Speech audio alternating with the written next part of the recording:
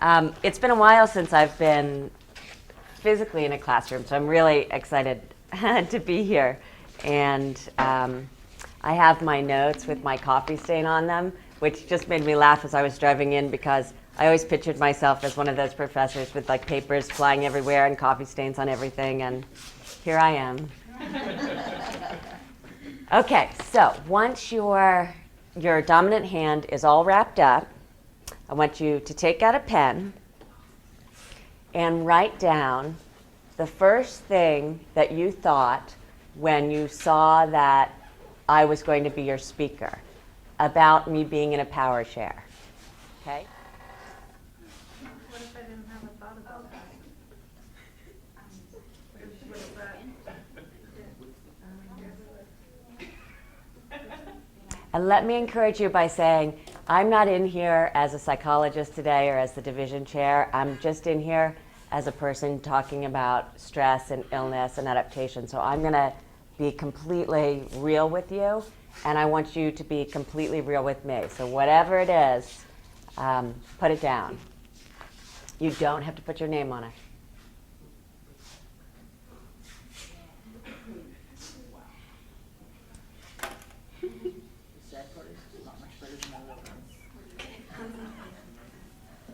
All right, look up when you're done so I can tell who's done.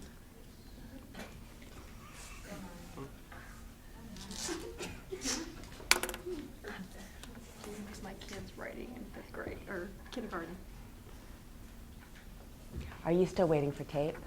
You know what, just write with your non-dominant hand. The tape will come.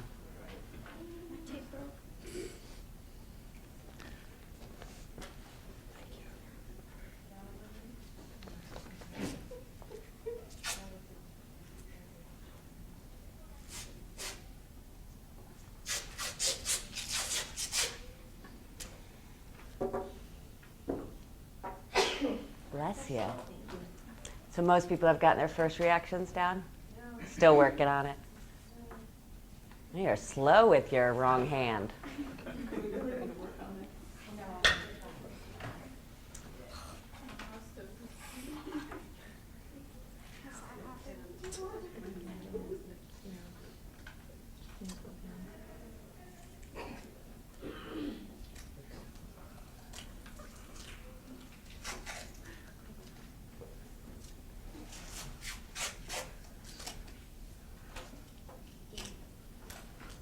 Okay, when you're done with that, writing down your first reaction, I want you to flip your card over and then write down your reaction as I come around and look at your work to the change in your perception of me.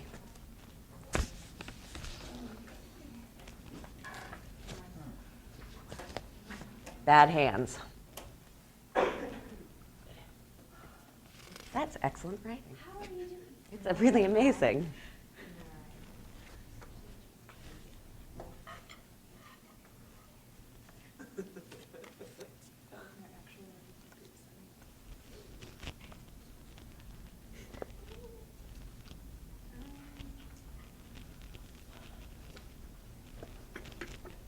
Have you been practicing? No.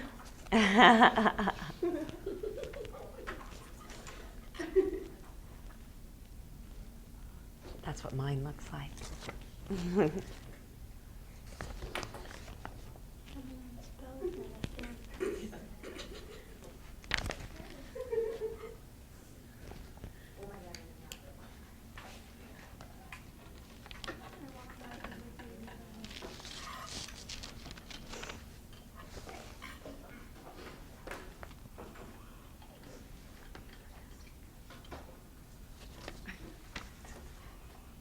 Okay, and when you're done with both sides, pass them up.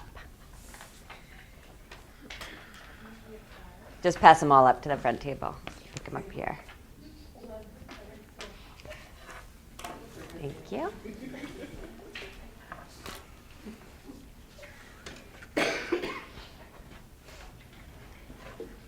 Anybody need tape? Okay.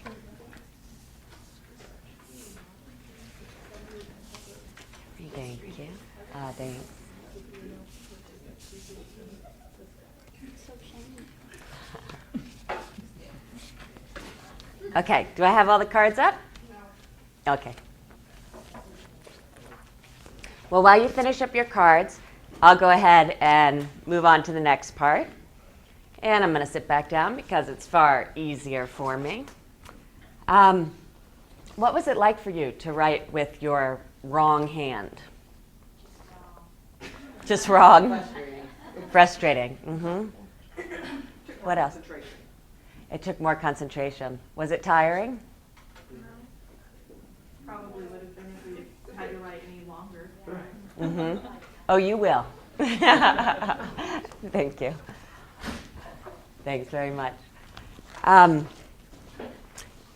I have multiple sclerosis, and multiple sclerosis is a chronic progressive neurological condition where my brain and spinal cord lose connectivity. Scars build up on my brain and in my spinal cord, and as they do that, I can no longer transmit messages. My brain and spinal cord can no longer transmit messages appropriately to the rest of my body. And one of the delightful things about MS is that you don't know if it's going to be your legs one day, your hands one day, your neck, your vision, your feet. It's a moving target. So with the type of MS that I have, it's called relapsing remitting. And what it means is that I go through periods where new lesions develop and I get worse. It blocks whatever, wherever the lesion is, will block whatever that function is. So for instance, the lesions on my spinal cord make it very hard for me to walk. There are days that they're more inflamed and then I can't walk. There are days that they're less inflamed, and then I can walk a little. And this can change on an hourly basis. So there are days that I'm walking fine in the morning, and then by mid-morning, I'm not walking anymore. There are many days that my dominant hand, my right hand, doesn't work. Or it'll work, but I have searing pain in it. So it's an unusual aspect in terms of talking about health and stress and coping. MS is an interesting case study because it's not like you get sick and you just keep getting worse, or you get sick and then you can go into remission and just get better. It's very much sort of a circular hourly experience of what is working at this moment. I had you tape up your dominant hands just as a little practice in how frustrating and exhausting it is to try to do something with a part of your body that you're not used to doing that thing with. So it happens with my hands that I'll sometimes have to use my left hand. My son is 6, just started kindergarten, just about to be 6. And he believes that I'm learning my letters because I can't write very well. And so he says to me, I'll show you, Mommy, this is how you write an M. And it's because when I write an M with my left hand, it doesn't look much like an M. So there's a constant readjustment with MS, which makes it actually sort of a great case study for how we cope and adapt to illness and physical changes, because the adaptation never stops, and it occurs really not just on a daily basis, but an hourly basis, sometimes a minute-by-minute basis. Okay, so let me see if I can read your writing.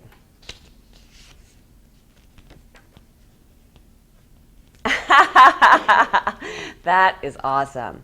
I don't think she's a drag queen. Well, you have another thing coming. I thought you were very pretty. The power chair meant nothing. Really, you were in it. Didn't care about chair in the first place. What are we doing today? I don't know what to think. I won't read them all. Some of them I'll just laugh to myself.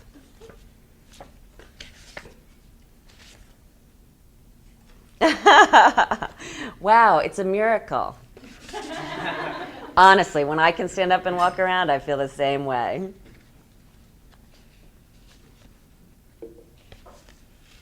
I thought she was taller. Oh, now that hurts.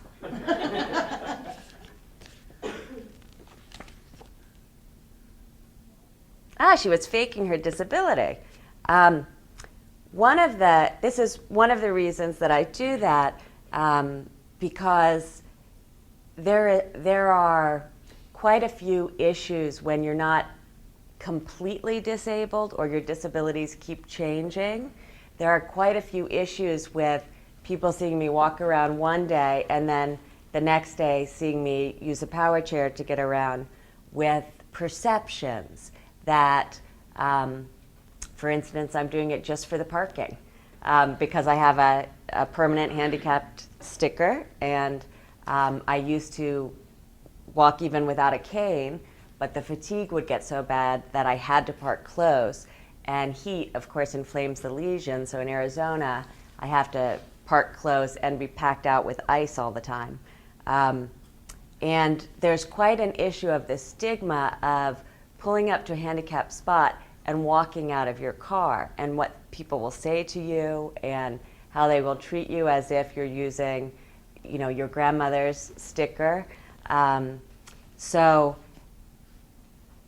it's partly an exercise in awareness that disability is not as black and white as we tend to think of it as, that there are big ranges, and the assumptions that we make about people and other people's lives and their bodies often bear very little relationship to reality.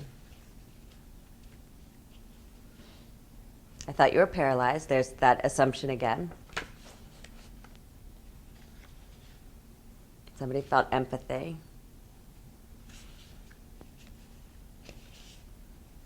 I wonder what this lady's going to talk about. Cracks me up when people refer to me as a lady. Mm-hmm.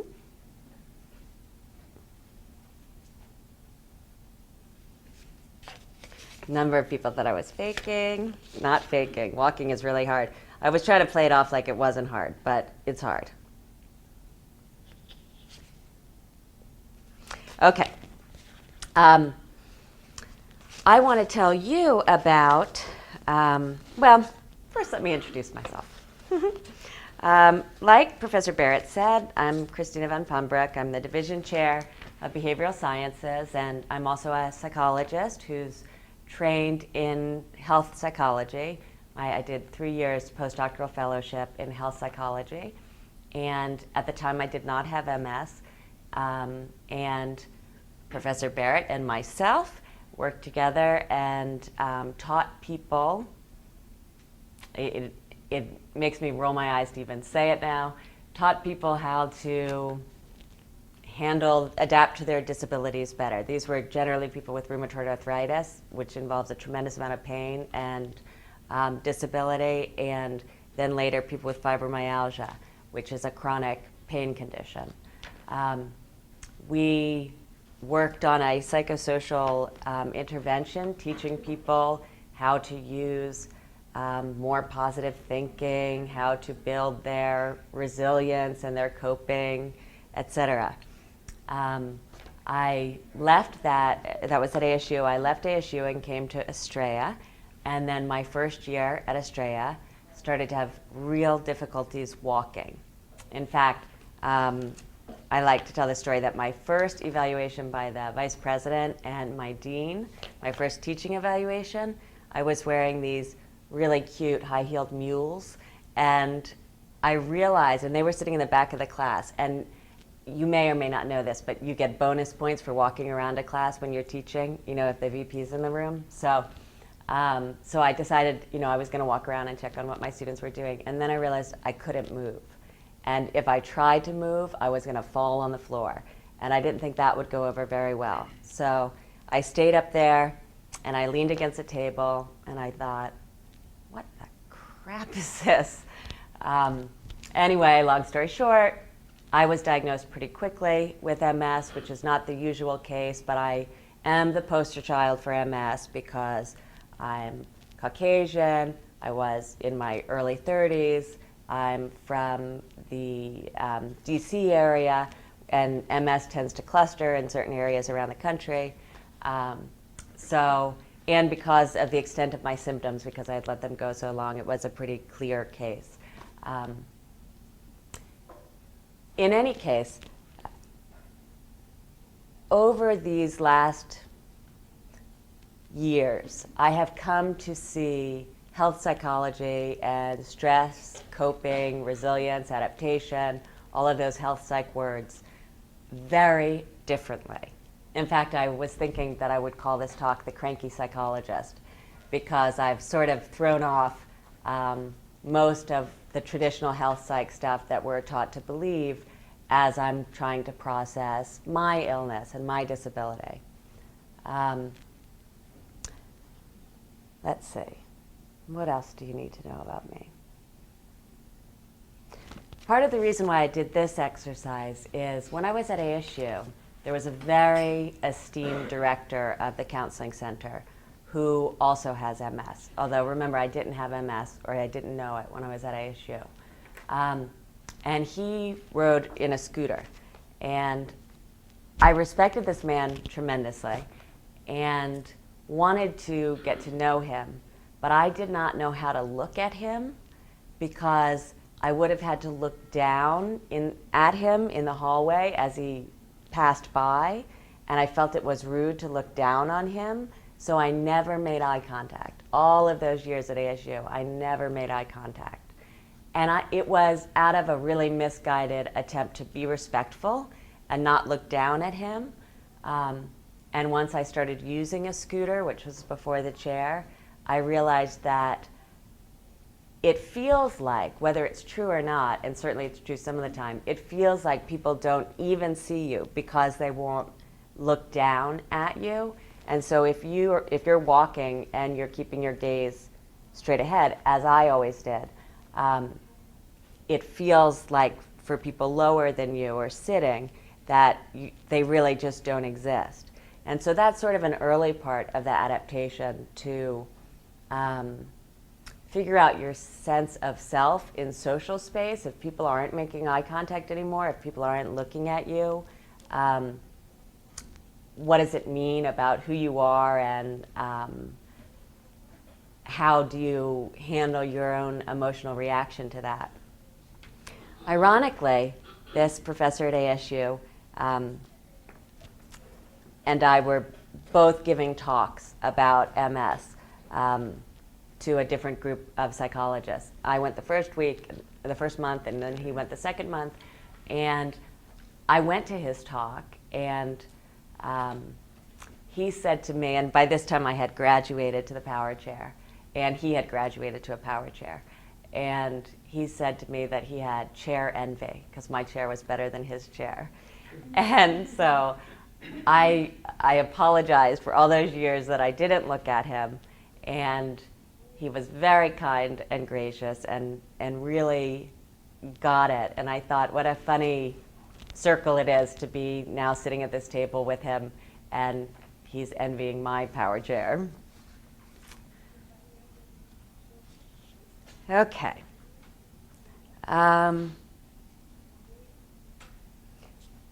So what do you think of when I say the word health? Just shout out answers. I don't have the time for you to write them down. Person's well-being. Well-being? Okay. Can you take that a little further? What's well-being?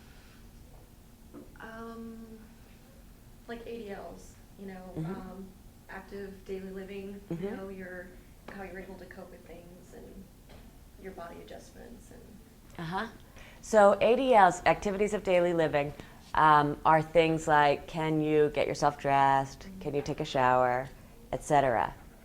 Could one be healthy having very little functioning on the ADLs? Okay, what would that look like? Psychological health, basically, like a well-being psychologically. Okay, a well-being. Outlook on life. Okay, good. Yeah. My grandma, a few years ago, she had a brain aneurysm and she can't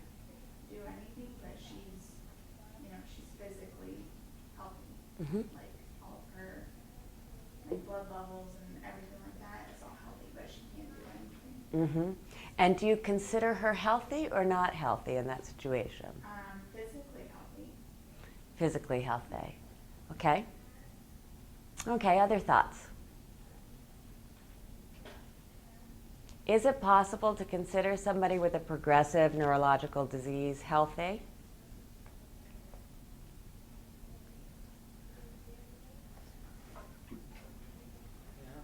Yeah. Yeah. Why? Well, like even though you can't like do physical stuff, you're still healthy. You're still functioning well, right? Everything's working, and you're still able to get up and do stuff without actually having someone to having trouble doing it, right? So you're still functioning, right? Although sometimes I can't get up and do things. I mean, very often I think that I can get up and then I get up and fall right down, or I think that I can write or grade and find that that function is not available to me at that moment. But is your mind always clear? I take a lot of medications. Okay, so maybe You're in a comatose stage to where you're just there in vegetative stage. Uh-huh. Your mind's still working, your body functions are still working, and even though you may not be able to comprehend with somebody, you're still there. You still have that. You're still you. Yeah. So something essential Yes. that we don't like to talk about in psychology, right? Because we don't want to mix philosophy and psychology, but you're right, because there's something essential. Now think about somebody with a very serious mental illness, say somebody who's been struggling with schizophrenia for most of their lives. Can they be healthy? Physically healthy? Could they have well-being? Could they have health in the same way that presumably maybe I could have health? And they come and go. I mean, obviously because of the clear-mindedness or the delusions or different avenues that they're going to go through, but at times they can probably be completely healthy or considered healthy, but at other moments things may be unclear or, they have the symptoms or be symptomatic at that time. I think that's a really good way to put it. So they may be having more symptoms at the time. It may not change their essence, but it probably changes the way that they relate to the world and how functionally they relate to the world, right? And we are learning that about schizophrenia and other types of psychosis, that we used to think that you don't recover from those things, that it's just all downhill. And there's a new model of managing symptoms that has shown really quite a bit of promise in terms of illnesses like schizophrenia, in which we would have previously thought you will never be healthy, you will never be mentally healthy. So I actually read some textbooks. This is the time where you can throw things at me, because I developed this class, this Hybrid 266, and I heard some of you saying like the voice board wasn't working. Amen, I know. But I didn't realize that this was the class without a textbook. There are two versions of it. And so I looked up in the 266 textbook what the textbook had to say about stress and health. And one of the things that you often hear, and this old textbook said, was about emotion-focused versus problem-focused coping. Can you imagine what that might mean to you? Well, it's kind of hard to take a look at that, because if there's emotion involved, I mean, they're trying to separate emotion from problem. And it would seem that if you're experiencing the problem, there's going to be emotion involved. So I don't know how that can be a versus. Good. That's great. That's great thinking. Go ahead. Also, some things affect your ability to control your emotions. So it makes it even more difficult to cope. Absolutely. Absolutely. And what we do know about autoimmune diseases, cancers, a variety of other medical issues, is that they increase your possibility of depression and anxiety, not just as a reaction in an emotional sort of way to your illness, but also by the pathophysiology of it, by the immune cells that are circulating too much through your body, actually increase your chance of depression and anxiety. So, but I like very much the idea that it's hard to separate out the two. In health psych, what we typically talk about is emotion-focused coping is not as helpful as problem-focused coping. And so being angry, crying, etc., is not as helpful as planning out how you're going to tackle this next problem. Mm-hmm. I practice mindfulness, Mm-hmm. and so that's one way of me being able to cope and manage with things and bring things into the present. Mm-hmm. You know, it took a while for me to really understand mindfulness Mm-hmm. and really learn how to deal with it, but I would recommend it to anybody. Uh-huh. It really helps you. Uh-huh. Yes, that's an excellent point. And there's a lot of research on, number one, religion as support for in the emotion-focused realm. And there is a tremendous amount of research on mindfulness meditation and its utility, not just with helping you cope, but also in actually bringing down your level of immune overactivity and cardiovascular issues. I mean, the body of literature on mindfulness meditation is profound about how helpful it is psychologically and physically. And what's interesting about it is, would you call it problem-focused or emotion-focused? I think it's a mixed, Mm-hmm. because you're trying to bring everything and concentrate on one thing and bring everything to the present Mm-hmm. and not think about what ifs or, you know, how, or, you know, it's more just staying focused on what's currently happening and how you're feeling, and Mm-hmm. just the fact that, you know, you could do exercises such as moving your shoulders, you know, focusing on your shoulders, focusing on your hips, your legs, you know, and controlling its control. Mm-hmm. Mm-hmm. So learning how to control your mind, really, and your reaction to things. Mm-hmm. Right. Which one could think of as, you're right, both emotion-focused and problem-focused. And it is one of the interventions that has the strongest documentation in terms of being helpful. In fact, that's what Tyler and I were teaching at ASU to chronic pain patients and to other chronic illness patients, was mindfulness meditation as both to improve physical health and to improve their coping. Are you all familiar with the ideas of positive psychology? No? That's okay, because I'm really sick of positive psychology. Maybe 10, 15 years ago, Seligman, who did all that learned helplessness stuff, do you remember learned helplessness, learned optimism from Psych 101? He started this new movement called positive psychology, where the complaint was that psychologists always focus on what's wrong with people, and this new group of psychologists wanted to focus on what goes right, like what are people's strengths, when does successful coping happen and why. And so this whole movement was born, positive psychology. I liked it for a long time, and then I got cranky. And one of the things about positive psychology is the study of optimism, right? The idea that you see things as the glass half full. That's one of the things that was listed in the 266 text that I threw overboard as one of these beneficial coping mechanisms for illness, was optimism. I personally am completely against optimism. I'm not innately optimistic by any means, nor do I feel like optimism has much value to me. why might that be? That optimism might not have value?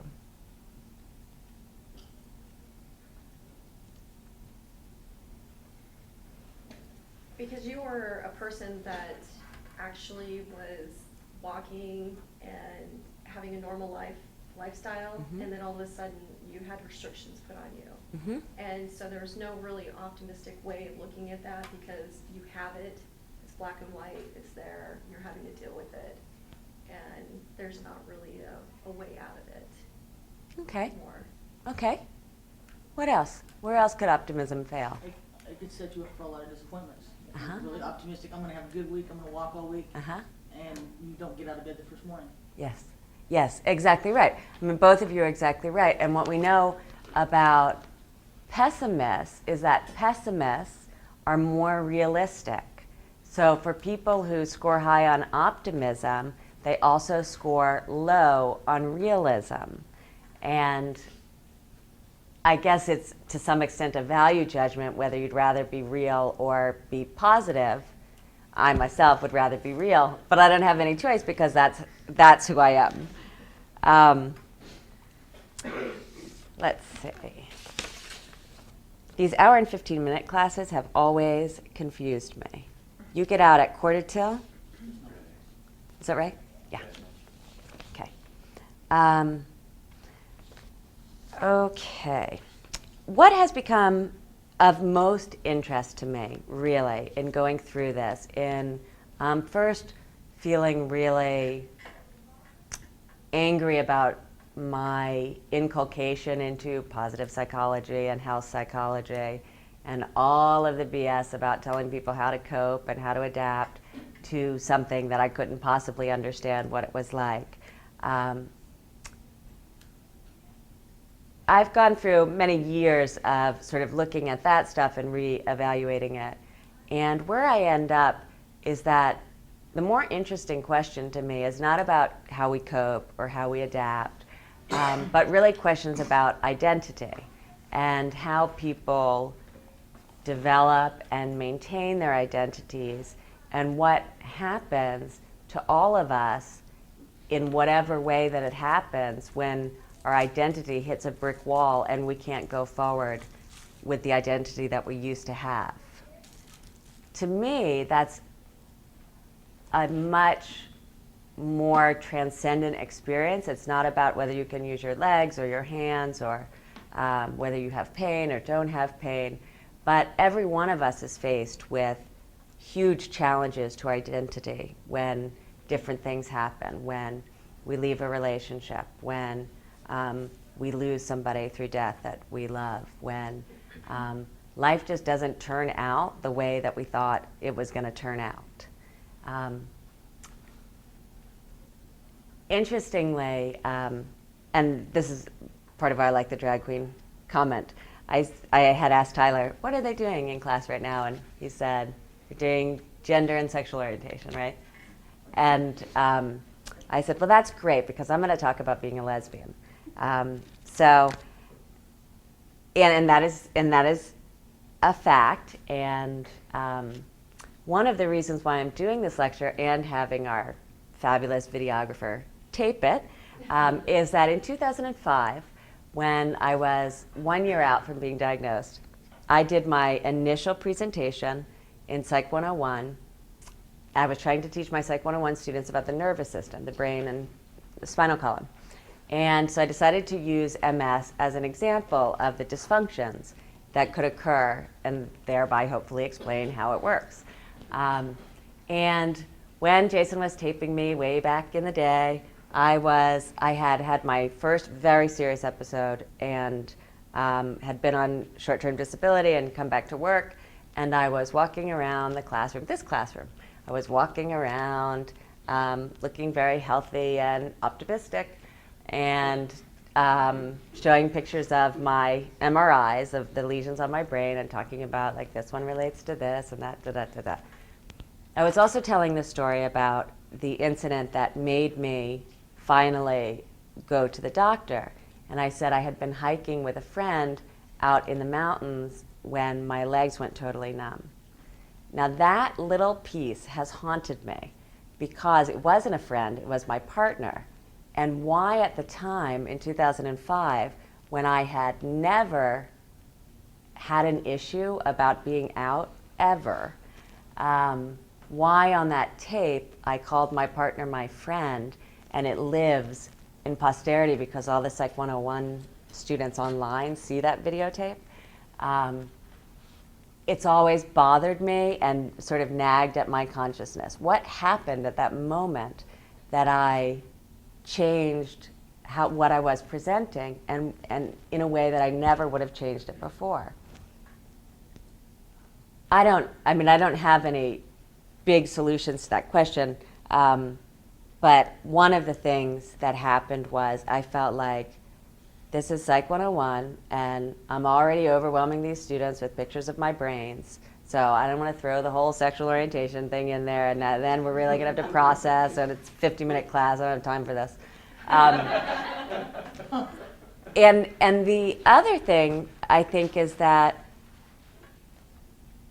I was coming out as a person with MS, although it was not visible at that point, and I sort of wanted to keep my identities clean. Like, I didn't want another soapbox. I didn't want to talk about how complicated it is to have, for all of us, all of these intersecting identities.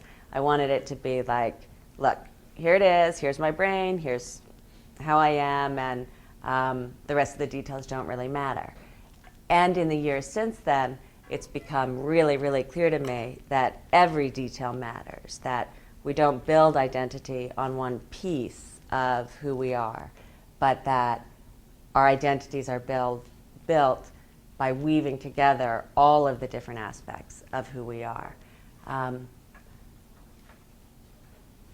Even my own therapist, who I adore, said to me a few weeks ago, and I started seeing her at the start of the MS stuff, and she's a health psychologist, although thankfully doesn't talk about optimism and, like none of the bullshit.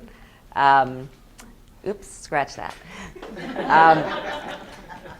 Anyway, she said to me the other day, it must be like when you were coming out as a lesbian.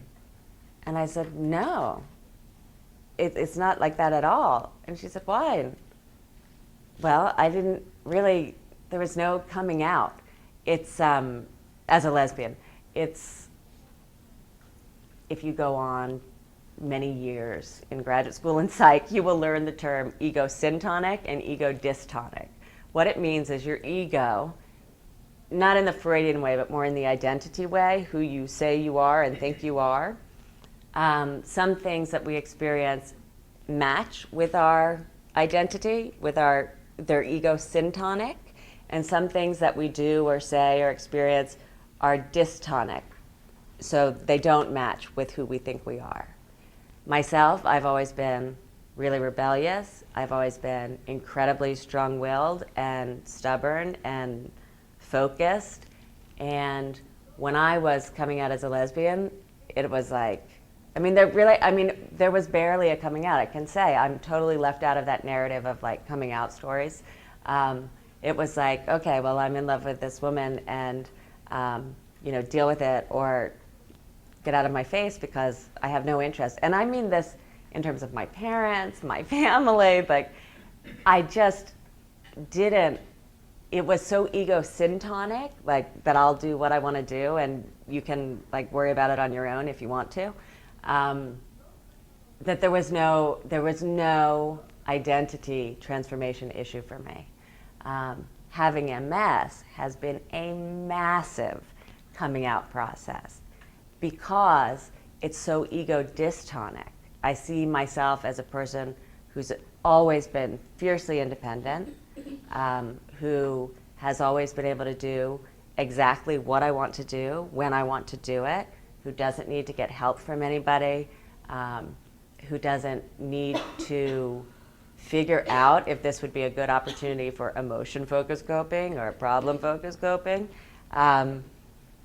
And so MS has been incredibly challenging to my identity in the way that nothing else has been prior to MS, which is part of the reason why I'm so interested in the issue of identity and coping with chronic illness. Okay. Hey, let me take a breath and see what questions you have. I was going to make you write them down, but I don't think you need to suffer anymore. You did come on the day before a holiday, so. Yeah. When you say that by the hour, your ability to walk, Mm-hmm. you know, can change, do you know when it's changing? Do you feel something, or? Totally at random. Totally at random. There's very rarely any sort of cueing. It's like I could try to stand up and find my leg doesn't work, or I could. What happens a lot is that I write a lot, and since I can't write longhand anymore, I type everything. And then sometimes I'll go to type, and this finger will pull off because these two fingers are getting strange messages. And so it'll pull off, and I'll find that I can't even type at the moment. But if I wait 10 minutes, I might be able to go back and type again. It's just really at random without a lot of cueing. Mm-hmm. Yeah. What about driving? Ah. Your ability to drive, because of the fact that, do they put restrictions on you because of the fact that you don't know when it's going to come and go, and your reactions, you're not able to have your quick reactions and use your legs or your arms or your hands? What a smart question. That's a great question.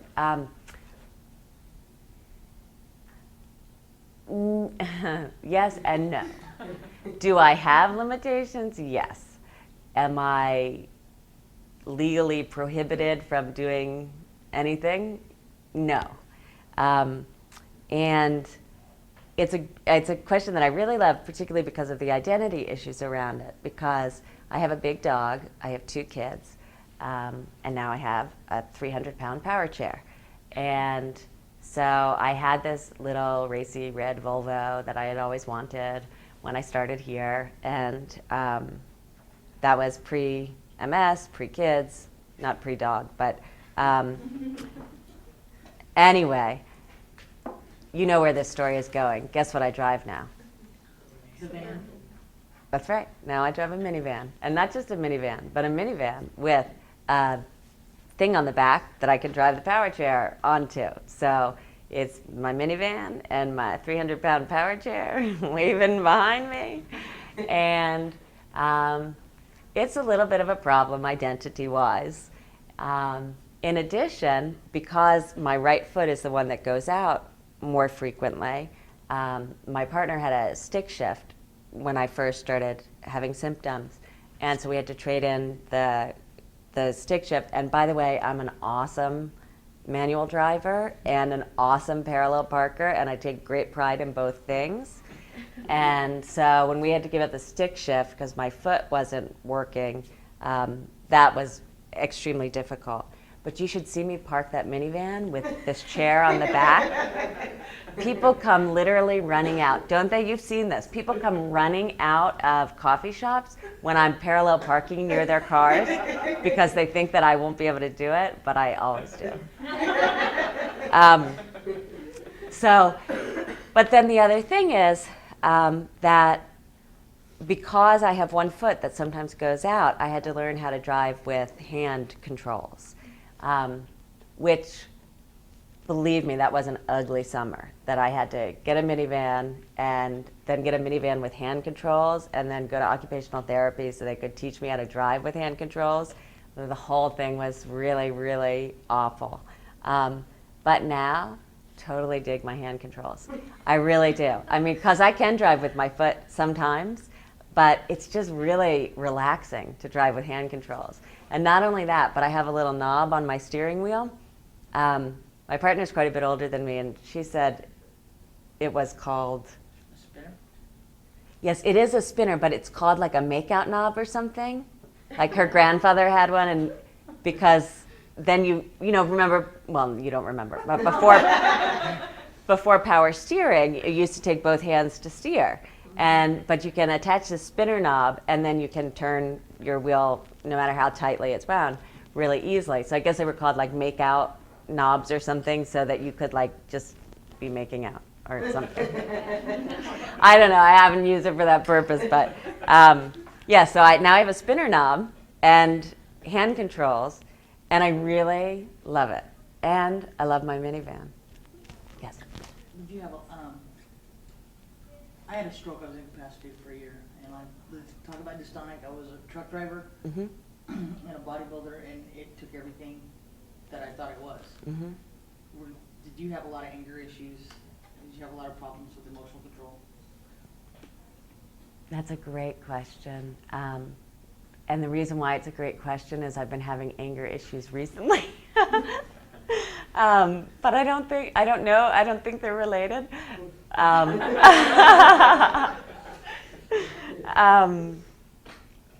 Anger. I'm not a person who gets angry easily. And I think I probably gotten more anxious and depressed than angry. And so is it a different underlying foundation? Probably not, but it's just that that everybody expresses things differently. Although I have to say that I've gotten a lot snarkier, and I've always been a little snarky, and it's gotten decidedly worse. And part of it is the challenge of every day, or what's going to happen next or whatever. So maybe in a way that's a way that I express anger. But I think that probably negative emotions have the same sort of underlying basis, and that anger is just not not a go-to for me. Anxiety is a go-to for me. Obsessiveness about identity, what it all means, blah blah blah blah blah blah blah blah blah blah. That's my go-to. Where somebody else might get angry, I will just drive myself completely crazy with my thoughts. All right. Let me see. Yeah, I had a question for you, because you were mentioning that you and Tyler went out and helped people before your MS. Is that correct? Mm-hmm. And so you were real active in that, and you've seen what they were going through and so forth. As a healthy person, and now that you're in the situation that you're in, do you continue doing that, or do you? I mean, you understand their mindset now as far as their limitations or restrictions. And so do you still promote that and still help them, or are you I'm done helping people. not? Are you more or less self-centered and into your own world? Totally. You should ask my partner about that. Am I more self-centered? Yes. Both are true. Yes, there is this incessant narrative, incessant, obsessive, whatever you want to call it, narrative in my mind about me and what I can do and can't do at any given moment, and what it all means, and who am I, and and still, I'm a practicing psychologist. I do a lot of volunteer work. I still work with people with chronic illness. I do a lot of volunteer work in the area of gender identity. And so both of those things are true. More interesting, in my mind, looking back, of the time that we were working on these psychosocial treatments for depressed mood and physical pain, et cetera, is the extent of my own ignorance about what it was really like. As if I had any right to tell these people how to cope better or how to handle their pain better. And I just remember with such amazement and gratitude that very few of them told me to shut the hell up. Once in a while they told Tyler. But but really, I think about that now, and I think, God, I was like 26 years old and like perfectly healthy and there I am saying like, oh, activity pacing, like slow yourself down and plan, prioritize your events, and and were some healthy 26-year-old who had never had challenges like this say that to me now, it would go a whole different way. I have one last question. Sure. You said that you forewent going because of the symptoms you were having. You waited. Mm-hmm. Did you forego having tests done or going to the doctor because you felt something was seriously wrong and you didn't want to go there? Or did you forego because you were just like, it's nothing? Yes and yes. I thought that there sometimes, like if I was on a machine at the gym or whatever and my legs would go numb, I would think to myself, there's something really seriously wrong, and get very scared. And then, like that time that I was hiking and my legs went numb, as soon as that was a reaction to the heat. And as soon as I got in the car and we turned on the air conditioning and I sat for 10 minutes, all of a sudden I could move my legs again. So then it was more just being uncertain of what the reality was. And I will leave a couple minutes too at the very end, I think. If for additional questions. But what I was thinking is, with my new understanding of stress, adaptation, illness, coping, there are only a couple things that I have found from the research literature that really are important.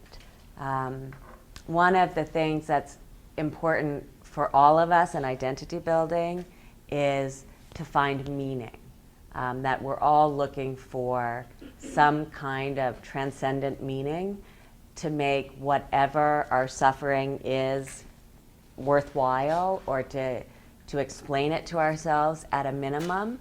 And you can find that with religion, you can find it through relationships, you can find it in a lot of different ways, or you could avoid the question entirely by just checking out through drugs or whatever. But what we do know is that human beings seek meaning, and they need meaning in order to cope with suffering. Meaning has trying to make sense of it all, like I said, like sort of the relentless narrative in my head about it, has come really to the fore in terms of how I cope with things. Social support. It can't be said enough, and I want to roll my eyes at myself, because this is one of the things that we used to teach people. Yes, it's very important to have social support and have connections. It is essential. And I'm a very introverted person, and I'm a really independent person, and so the social support piece has been more of a struggle for me in allowing myself to be vulnerable and be dependent, etc. But in my personal experience, as well as the research that bears this out, social support is critical.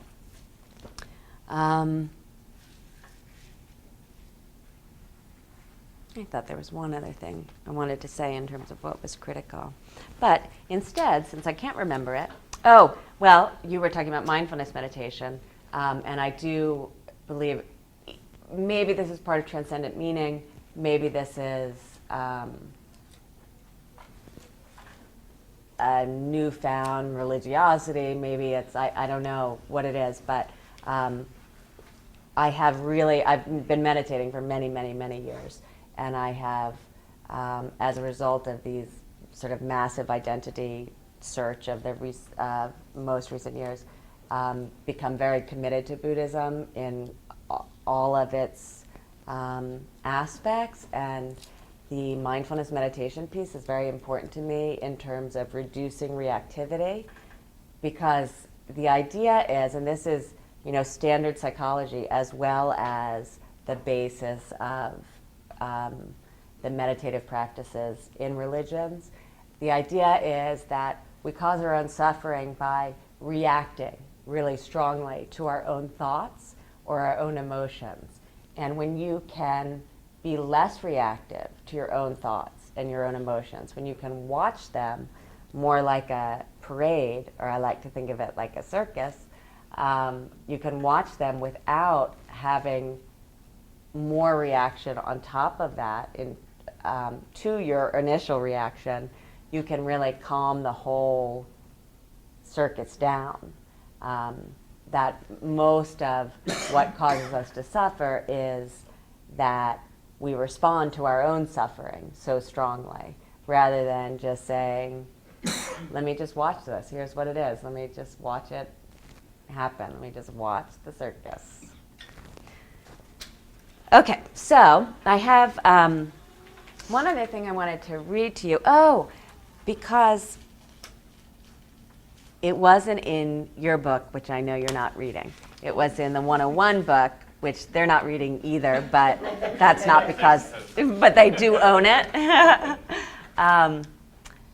One of the things I was surprised to see in the Psych 101 book is that they said writing or making a narrative is really helpful coping. And it's sort of a joke to therapists because, like every initial therapist, when you're just first starting out doing therapy, every early therapist will tell you, journal. Like everybody has that homework assignment, right? You have to journal. And when you're a beginning therapist, you really don't know why you're telling people that, but it seems like maybe it'll be helpful, and certainly your supervisor wants you to say that. But what I have found in recent years in trying to process the whole identity mess is that writing has been the most useful way for me to process all of the pieces that are constantly changing and to tie it back to some sense of meaning or identity, all of those things that trouble me. So everybody just scribble something down with your bad hand on your card.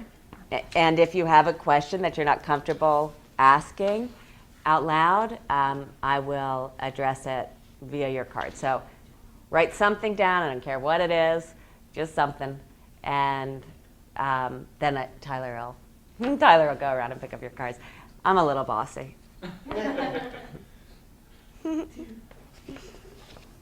All right. What I didn't do was practice to see how long this would take me to read, and now I'm looking at it and thinking, holy moly.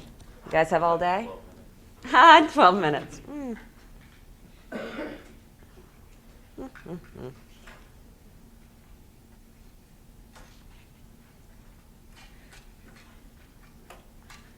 But I'll start reading while you write, and I'm going to skip big parts of it. So this one is called Peace Out to Wobble World. I have this friend with a terrible disease. Ha, that's the same shtick my friends use. I, too, have a friend with a terrible disease. This friend has a rare autoimmune disease that attacks and destroys her lungs. It is so rare that it's classified under the National Institutes of Health as a rare condition and receives no research funding, no giant fundraising walks, not even a colored ribbon. I wish they hadn't picked orange for MS, but at least we have one. For the icing on this cake, her disease is called ASS. I swear. Anti-synthesis syndrome, ASS. In the beginning, at the tender age of 38, she was very close to death. A team of specialists with no experience in treating ASS fought it back, and it's been a daily struggle since then to gain a small amount of lung functioning and maintain it. She carts around an oxygen tank, a paper face mask, and a body constantly pumped up with prednisone and other marginally effective medications. She has 2 children, only slightly older than my own, and a much more tenuous income. When my partner and I are feeling sorry for ourselves and need what psychologists politely call a downward social comparison, we remind each other that at least I don't have ASS. It could be worse. When Sandra went to visit her last year, our friend revealed that to my absolute horror, when she is feeling sorry for herself, she and her partner say to each other, at least you don't have MS. It could be worse. I am the downward social comparison for my downward social comparison. So I was surprised to hear that she thought it was brave that I was starting a blog. Brave? It's not even my real name. For the most part, I write in the fourth dimension, where nobody knows me or has to make sense of the incongruity between the person I present and the person I am. A few years back, when I started to use a scooter to get around campus, I made up a game to torture my friends. Okay, it wasn't really a game, and my intention wasn't really to torture them. It was merely a situation that I concocted to defend the last vestiges of my shredded dignity and my sense of independence while my entire professional world was introduced to me on wheels. Me on wheels was terrified, humiliated, ashamed, embarrassed, and ironically, still way too proud to ask for help. Sandra and I had made a reconnaissance mission the weekend before school started to see how I'd fit into the elevator, open the doors, get in and out of my classroom. Aside from slamming the back wall of the elevator twice, getting stuck multiple times, jammed into numerous doorways, having to remember to number the pages.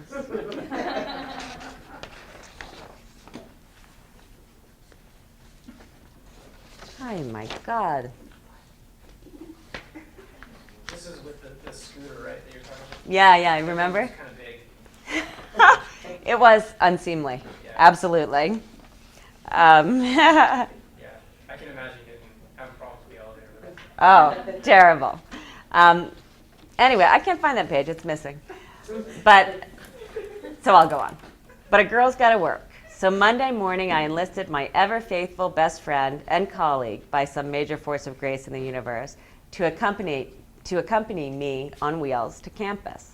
I struggled in the parking lot in the impossible heat of August in Arizona, firing off the pavement like an IED, to put all of the pieces of the go-go together. I'm not making this up. Me on Wheels started on a contraption called, get this, the Pride Go-Go. I picture myself in white patent leather go-go boots and a giant gay pride flag whipping in the breeze behind me as I sped to the new world, the world on wheels. My friend was patient and understanding while we stood there at approximately 120 degrees for the hour it took for me to put the go-go together with wobbly legs, an arm not getting any direction from my brain, and a rapidly melting ice vest that my friend didn't even have the luxury of wearing. She pleaded with me to let her help. Again and again, she offered assistance in my comically visible need. No, she could not help me. No, I knew how to do this. No, I need to be able to put this together myself. No, no, no. Okay. I hid in my office for a few days, only venturing out to use the bathroom while everyone else was in class. My friends finally had enough of my juvenile self-exile and came to get me to go for coffee with them across campus like we used to do daily.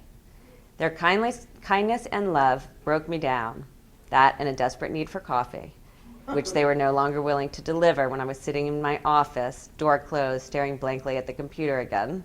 This was tough love time. So I agreed with trepidation under the conditions they would let me do everything myself. I have to learn, I pleaded. So off we go, the three of us, just like old times, except that I had to go first to push the heavy door open out of the office suite. I pushed, and it pushed back. I pushed again, and I was rolled back again. Let me help you, friend one or friend two suggested. No. I pushed with all my might, and the door opened just enough for me to scoot halfway through and then close before I was safely through the threshold. My friends watched in horror as the heavy door came to rest, me on wheels stuck halfway out. A student on the other side of the office suite rushed to hold the door open so I could complete my glamorous exit. He scowled at the two women behind me with contempt for their lack of consideration. We laughed about how they were perceived by onlookers, and I made them reaffirm their vows of non-assistant. You want tough love? I'll match it and raise the stakes. I'm sure I don't need to go on about the many specific ways that the same scenario played out over and over on that trip and many's to follow. Dropped my wallet, spilled hot coffee, didn't have enough space in my little go-go basket for all that I bought. Don't help me. Not if you care about me. But the strangers who inevitably raced to my assistance after witnessing the apparent apathy of whomever my unfortunate companion happens to be, I let them help. because I'm so embarrassed that anyone should witness me being right there, disabled and in need of help, that I don't have the pride left to send them away. Pride a go gone. Anyway, that's all I'll read of this, so we'll have just a couple minutes for final questions. But I like this essay because it speaks to me about the real importance of social support and of getting over yourself enough to be willing to accept the support that's available. Okay, wow, this is so interesting that this is the top question. What is the most positive thing that has come out of your illness? That's really interesting because I was just writing an essay. The essay I'm working on now is about how I'm completely not a fan of that dying taught me how to live narrative that's so popular now. You know, like I didn't know how to live until I had cancer or whatever. Not a fan of it because I feel like, well, you should have read the book because somebody else had this experience first. You didn't have to go and get cancer to learn how to live. And at the same time, I am beside myself that I'm finding little positive things about this. And I'm not happy that I'm finding positive things about it, but I am. And I think a big positive thing that I've noticed recently is that it has brought me, in some ways, it's made clear the threads of identity that have been with me always throughout my life that get, I would say, sort of obscured because I work a lot and I have kids and, you know, all of those things that take you away from knowing who you are really. I have a lot of time to sit. And the fact that I have to sit a lot and I have to bow out of a lot of things has given me the opportunity to really weave together those identity threads that I might not have the opportunity to weave together otherwise. Health insurance. Can I say that I love my health insurance? That is one thing I cannot be cranky about. This chair was $18,000 and I paid $400 or something in my part of it. And then I totaled it less than a year later. And they had to rebuild the whole thing, totaled it. And they had to rebuild the whole thing, and it cost me like $240. My health insurance spends $5,000 a month on the medications that I take. I spend a couple hundred a month because I take injections and so it has really made me, I've always been a huge advocate for social justice and sort of any social justice cause I could jump on, but it has made the issues with health insurance and the uninsured so pivotal in my mind because I've been really, really lucky. Do you exercise? Sometimes. I mean, it sort of depends what you mean by that. I try occasionally. I've never liked exercise, and I don't like it now. Let's see. Oh, some of these are really good. You know what I'm going to do? Are you angry that I have MS? Like I said, I've been really cranky lately, and clearly, I went out with a bunch of faculty yesterday. We just got through our accreditation for the school. It's been a very intense semester so far, and I think that people don't know how I'm feeling, that like I'm a blank slate. And I went out with some faculty after we got our reaccreditation for the next 10 years last night, and I said, God, you know, I've been really cranky lately, but I don't feel it right now. And they were all like, yeah, you really have been an asshole. And I said, what do you mean? Seriously, you all notice? And they're like, notice? First of all, you CC everybody on your emails, like from the administration here to the district to all of the division chairs. And I'm sort of processing that, like, angry? I probably, but I'm not that in touch with it. Unfortunately, I am not going to be able to read the rest of these, but Tyler's going to have you do a reaction paper, and because I want your feedback. And if you have questions that you still want answered on the reaction paper, then please put them down, and then I'll just send Tyler my responses. Okay, thank you very much.